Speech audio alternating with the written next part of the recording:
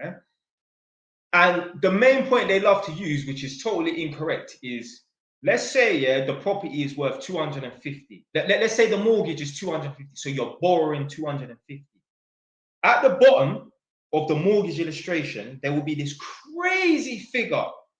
If you're borrowing 250, there will be this crazy figure of, I don't know, 415,000. They'll say, you will have to pay back 415,000. They use that against mortgages. They use that as their ammunition to talk against mortgages, but it's completely wrong. What they fail to realize, because they ain't got a mortgage, because they ain't spoke to a mortgage broker, what they fail to realize is, let's say you're on a product, yeah, like you're on a rate, a 5-year rate. Once that rate ends after the 5 years or the 2 years or the 3 years, you will be put onto the standard variable, and obviously the interest rate is mad sky high. I don't know, Nadia, put down a value of a percentage that, you know, a variable rate. Yeah, put down an interest rate. You'll be on a mad interest rate, and if you stayed on that interest rate, let's say you take out a 25-year mortgage and your product is 5 years. If you stayed on it for the remaining 20 years, the total amount you would pay back is 415,000, for example. I'm talking about that mad figure that's at the bottom of the mortgage illustration. But that would never happen unless you didn't inquire with a mortgage broker or go on a new product and that, yeah?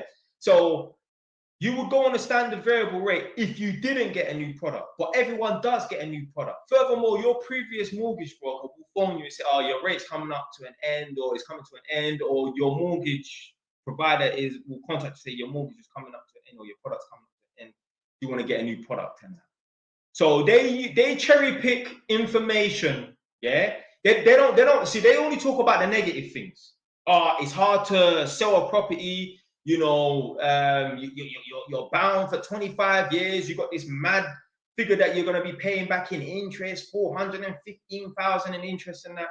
But they don't talk about, you know, when you own your own property, you don't have to live in fear of the landlord kicking you out, or the landlord not being able to pay the mortgage, and then obviously he has to sell the property, or the property gets repossessed. You get to have your own roof over your head. No one can tell you what bulbs to put in, from what paints not walls to paint and that, or what carpet. You can do whatever you want in your house. They don't want to tell you about, the property you bought today is worth 250, but in 20 years it's going to be worth 670 grand. They don't want to talk about those parts there. Yeah, the man have amnesia when it comes to that. They don't want to talk about the negative. Why? Because they know they're not going to be able to get on the mortgage, get a mortgage.